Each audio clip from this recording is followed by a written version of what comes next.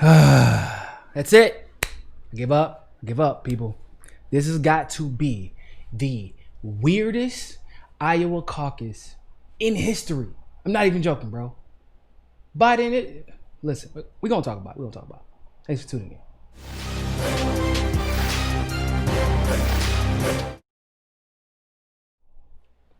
So in the freaking plot twist of all plot twists, Joe Biden, that's right, people, Joe Biden is suing over the Iowa caucus results.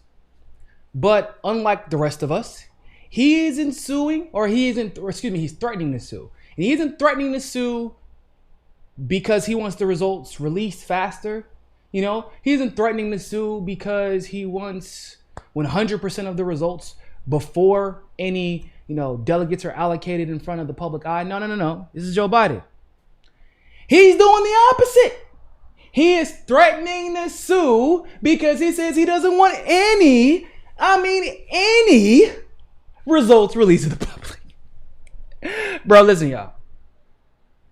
I'm a young dude. I'm young. I'm only 31 years old. And I'm almost 100% positive that I can say confidently, this is the weirdest Iowa caucus in the history of Democratic primaries. Let's check out this article.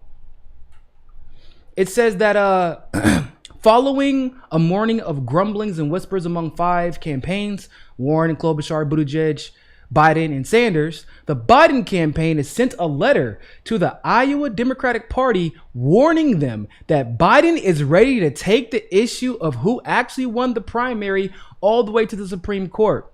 Biden's campaign general counsel Dana Ramis sent a letter to top Iowa officials demanding full explanations and relevant information about the abysmal breakdown of the Dems support tallying app. The Biden campaign's general counsel, NPR Politics reports that the Biden campaign's general counsel, Dana Ramis, sent a letter to the top Iowa Democratic Party officials demanding full explanations. It says, I write on behalf of the Biden for President campaign regarding the considerable flaws in tonight's Iowa caucus reporting system. The app that was intended to relay caucus results to the primary failed. The party's backup telephonic reporting system likewise has failed. Did not know that. That's a whole different discussion we need to have. Now we understand the caucus chairs are attempting to, and in many cases failing to, report results telephonically to the party. These acute failures are occurring statewide. We appreciate that you plan to brief the campaigns momentarily on these issues, and we plan to participate. However, we believe the campaigns deserve full explanations and relevant information regarding the methods of quality control you are employing, and an opportunity to respond before any official results are released. We look forward to hearing from you promptly. That's right, ladies and gentlemen. You heard it here first. Joe Biden is casting aspersions on the results of the Iowa Democratic caucus results. Yeah. Mitch Osborne, thank you very much for the super chat. The Biden campaign complaining about an app that they helped fund is the ultimate irony, right? Now, granted, look, maybe they should have paid as much money as Pete Buttigieg did. Maybe they just didn't fork over enough. That's the problem, bro. That's the problem.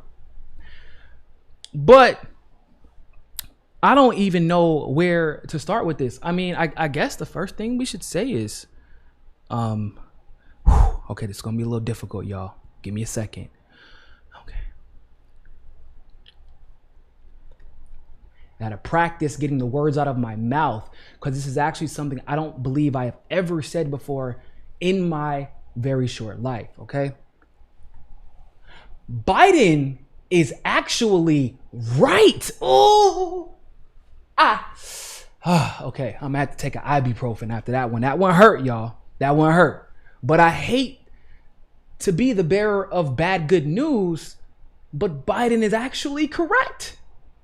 And because of Biden's prestige, because of his status within the establishment, this actually might yield some real results for transparency. Oh man. Woo. Okay. That was hard. Y'all don't even know. That was really difficult. But in all seriousness, Biden's attorney is actually correct. Especially because she just released some new information, because we knew the app failed. But then it turns out that the telephonic reporting was failing too. So explain this to me, ladies and gentlemen. Where the hell y'all getting results from? What you have to, because now they earlier they said they had 75% of the results, right? In order for me to believe that, you would have to convince me every single precinct captain drove their ass to wherever the headquarters for the Iowa Democratic Party is, which is probably in Des Moines, and they all delivered hand tallied results in an orderly fashion, and that nothing was messed up. But even if you do that, once again, there is no other check. There's no other way. Like, what if the results are wrong? Then what do we do? We're going to do the Iowa caucus over again? You're going to throw out the ballots? You're going to throw out the numbers? No.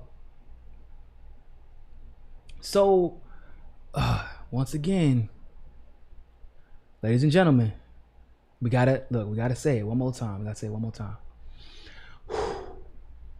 Joe Biden is right. No matter how many times I say it, and no matter how true I know that is, it still feels really, really wrong saying that. I don't know why. But nonetheless, it is true. Now, listen here, Joe. Joe, come here real quick. Let me talk to you. You still got other problems, though. Don't get it twisted. Were there issues? Yes. But the problem for you is, we can say that there are issues with the reporting from the app. We can say there are issues with the telephonic reporting. But I mean, the telephonic and the app reporting had you in fourth place, and Bernie's tallies have you in fourth place. Now, you're the only one who really is consistently in fourth place. You know, they had, at one point, Warren was in second. So it was Bernie, Buttigieg, Warren, Bernie, Warren, Buttigieg, Bernie, Warren. But the only person that hasn't moved in anybody's tallies is you. You were always in the exact same place, give or take a 0.5% or so. So that is another issue in and of itself, Biden. Now, I know you want, I feel what this attorney is trying to do is obviously to not just cast aspersions on the elections, but make it so that the Iowa Democratic Party will not release any results, so that Biden does not lose momentum going into New Hampshire, going into Nevada, and going into South Carolina. That is why she doesn't want them to release any results. Don't get it twisted, yo. Y'all thinking they trying to do the right thing. Boy, no, they're not trying to do the right thing. But I will tell you this, though. This could work out to our benefit. With that being said, we got to have a little conversation about fourth place Biden. Somebody want to explain something to me? Y'all, how many of y'all have been watching the election since January, right? Because even before Biden entered the race, they were saying that he was the self-proclaimed front runner. He enters the race. The polls say Joe Biden is the clear front runner. He was a front runner in Iowa. He was the front runner in New Hampshire. He was a front runner in South Carolina. He was a front runner nationally. He was a front runner against Donald Trump at one point. That's what they were telling us, right? Consistently, right? Right? Okay, yeah. And y'all know, if you're new to this channel, you might not know this. But if you are not new to this channel, then you are very familiar with the fact that we debunk polls regularly here. We don't pretend like polls don't mean anything. We just break down polls to show you what they are actually telling you, rather than the narrative that the poll is trying to establish on behalf of the neoliberal establishment. Right? We cover a lot of polls here. So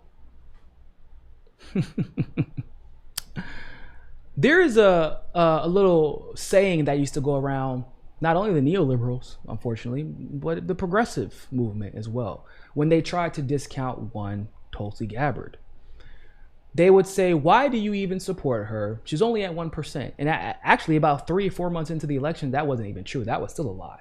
But they would still say it because they were trying to serve their own personal agendas. And I would say, now, you know, to believe this fact, right? Because we have her internal polling and field numbers say otherwise. I know for a fact the Democrats' internal polling and field numbers say otherwise, because I just happen to know a consultant or two. But because the polls all of a sudden have your candidate, whoever that may be, in the top 2, oh, now you want to beat your chest, right? You want to thump your chest. You now we believe polls. 2016, we don't believe polls because they had they gave Hillary a 99% chance of winning, right? Said that she was going to utterly destroy Bernie Sanders in Michigan, Pennsylvania, Wisconsin, places. I think she won Pennsylvania, but barely. Michigan, he destroyed her. Wisconsin, he destroyed her. I mean, right? I thought we realized polls will lie, right? But when people, oh, look at my candidate, he's top 2. I said very clearly, multiple times, to believe that Tulsi Gabbard is really at 1%, 2%. Hell, let's look at her best state. Well, actually, I guess this is her second best state. Wisconsin, I think, is her first best state. Wisconsin or Wyoming. I said to believe that Tulsi is only 6% in New Hampshire would be to believe that Biden is actually the front runner, would be to believe that Biden is actually beating Bernie in the Iowa caucuses, when we know for a fact at this point there is no one who dominates caucus states like one Bernie Sanders. That is what that would mean. We have to accept that as true. If we're going to accept that the establishment doesn't rig polls all of a sudden, that would mean we have to believe the same polls that are over 4.6% margin of error that claim that it is not the candidate who had over 1 million volunteers. It is not the candidate who had over 1 million unique individual donations. It is not the candidate who broke every single grassroots fundraising record. Hell, even without grassroots fundraising, he was breaking their records. They were taking corporate donations. He was still breaking their records. It isn't that candidate, ladies and gentlemen. It was Joe, I can't win an election to save my damn life, Biden. The guy who didn't just lose once, but lost twice. And the second time he lost to a black man named Barack Hussein Obama. You couldn't even get to the New Hampshire primary or to the South Carolina primary. You couldn't even come close to the black guy named Barack Hussein Obama as we're chasing a guy named Osama bin Laden and Saddam Hussein. There was so much Islamophobic bullshit, even bullshit that Hillary Clinton was peddling herself. And you, the white guy who's supposed to be super electable, couldn't even compete when every racist trope was on your side. All of a sudden, we're supposed to believe that guy, Joe Biden, is the front runner, despite literally nothing at all showing that. That's what you're asking me to believe. If you want me to believe that Tulsi is really at 6%, when they haven't asked a single conservative in some cases, when they haven't asked a single independent in some cases, when they're asking people who are likely Democratic voters, in other words, voters that we vetted personally so we can kind of guess where they're going to go, when they have 4.6%, do you understand how absolutely useless 4.6% margin of error is, people? That is disgustingly useless. Anything over 4% is useless, actually. 4.2% is bad as hell. 4.6% is gutter trash. These are the polls that they were using to keep other candidates from making the debate stage, people. A poll that had Biden in first place in Iowa, where he finishes fourth. And oh, by the way, we don't even know if he's gonna fucking finish fourth. He might actually finish behind Amy fucking Klobuchar. Biden might finish fifth. These are the polls that are keeping people from the debate stage. These are the polls that kept Marianne Williamson off the debate stage despite her having similar fundraising numbers to Tulsi Gabbard. These are the polls that were keeping that, actually one of them did keep Yang off the debate stage. These are the polls that are used to determine the outcome of our democracy. Y'all couldn't even predict accurately where a VP was in Iowa, which is actually one of the most predictable states, believe it or not. Historically, it has been. If you look at the numbers, they're pretty damn good at predicting who's going to win Iowa, at least within a couple of percentage points. But instead, people want to sell the world, really, the lies. I'm looking at you, David Pacman. I'm looking at you, Michael Brooks. Oh, if you want to use your 1%, you want to follow your 1% primary or candidate, that's the hill you want to die on. Well, you are just selfish and you should be embarrassed and you're going to have to live with that. This is why you got to be careful who you get your content from, people. Because people will lie straight to your face. Straight to your face. Knowing what we know. Knowing that Trump was supposed to lose. Hillary Clinton has a 99% chance of winning. Now, a lot of you were not here for that phase of our network. That was 1,000 subscribers. It was 1,000 subscribers. That's how many people I had. But I was saying back then, this is stupid. Anybody with any common sense can see that this is ridiculous. Look at his numbers. Like, not the numbers they tell you to look at. That's misdirection. Look at his unique donations during the general election. Look at how the RNC was behind him. Look at who he's talking to in Michigan and the Midwest. Look at his crowd numbers. Crowd sizes are a pretty damn good indication of where somebody is at. Pretty damn good indication, especially in the general election. They will lie to you. But we have people using polls to cast aspersions on other people's candidates, even if those people are allies. And yet these polls couldn't even accurately predict where a fucking vice president was in Iowa. They weren't one place off. They weren't 2 places off. They weren't even 3 places off. They're about to be 4 places off of where they thought he was in Iowa. Remember that. The next time anyone tried to tell you that your candidate isn't polling or where they're polling in Iowa, that was a lie. And it was a lie that could have potentially hurt either Gabbard or Yang, and it absolutely hurt Marianne Williamson. When Marianne Williamson hit the donor threshold, but people kept saying she's at 1%, she's at 1%, she's at 1%. And I don't know if that was true in Iowa anymore. I don't know if it was true anymore. I don't know if it was true in New Hampshire. I don't know if it was true in South Carolina. I damn sure know she wasn't at 1% in California. But these are the polls that we were using to determine who gets to speak, who has a seat at the table of our democracy. That is absolutely unacceptable going forward. I'm pretty sure that you all would agree. Mitch Osborne, thank you very much for the super chat. Whatever happened to you appearing on The Rising with Cristobal and Sagar? We really need to get you on there and debunk so much of the BS and have a real conversation. To be honest, I just haven't really had a chance to follow up with them. Sagar's supposed to be coming on soon to discuss their book, but I just really haven't had a chance to, because I'm going to New Hampshire this weekend, and when I get back, I got some family stuff I take care of, and then I have to cover it's just, I'm gonna contact them again soon. I get back from New Hampshire, and we're gonna see what's up. I'll probably be talking about some of Tulsi's, accolades after New Hampshire on there, hopefully. But Kyle's coming on. Kyle Klinsky's coming on soon too. I believe on the 18th. Kyle's coming on. So, but other than that, people. But I appreciate you checking up on me. Yeah, I'm glad. Hey, I ain't gonna lie to you. When y'all remind me of what I'm supposed to be going on, like shows I'm supposed to be going on, it reminds me, because I have so much stuff going on. We're a one-man band around here, so it's hard keeping up with everything. So I appreciate you reminding me. So with that being said, people, Biden is technically right. We shouldn't be releasing results till we have 100%. But also, Biden, bro, you sucked. And ain't nothing gonna change that. You really, really sucked. And you just need to accept that. All right? Those polls.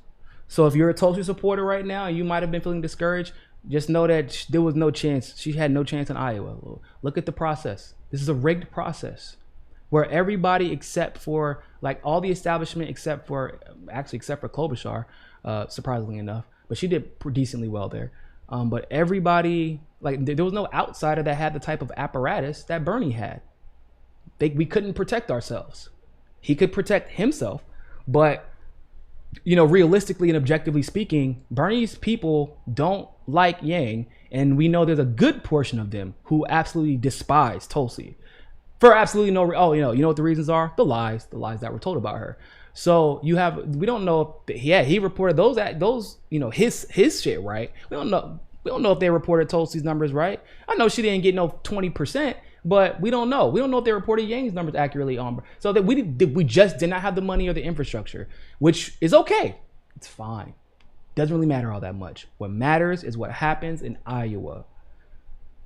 Or excuse me, what matters is what happens in New Hampshire. Iowa picks corn, New Hampshire picks presidents. If someone is discouraging you or trying to deflate you because they're like, oh man, 1%, you're carrying that 2%, you're carrying this at 1%, they're full of shit. And they know it. And you let them know, yeah, and Biden was a front runner. How'd that work out for him?